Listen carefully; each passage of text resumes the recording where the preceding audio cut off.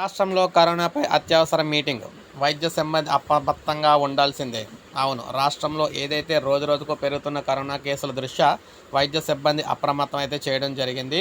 Covid కేసుల నేపథ్యంలో ప్రజారోగ్య ప్రత్యేక ప్రధాన కార్యదర్శి కృష్ణబాబు ఆదేశాలు. రాష్ట్రంలో కోవిడ్ కేసుల విషయంలో వైద్య సిబ్బంది అప్రమత్తంగా ఉండాలని వైద్య ఆరోగ్య కుటుంబ సంక్షేమ శాఖ ప్రత్యేక ప్రధాన కార్యదర్శి కృష్ణబాబు గారు ఆదేశాలు జారీ చేశారు.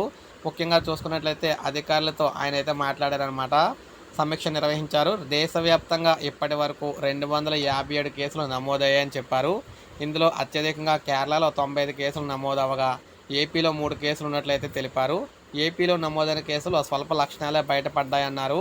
కోవిడ్ కేసుల విషయంలో ఆంక్షలు నిబంధనలు విధించడంపై కేంద్ర ప్రభుత్వం నుంచి ఇప్పటి వరకు మార్గదర్శకాలు అయితే రాలేదని చెప్పారు.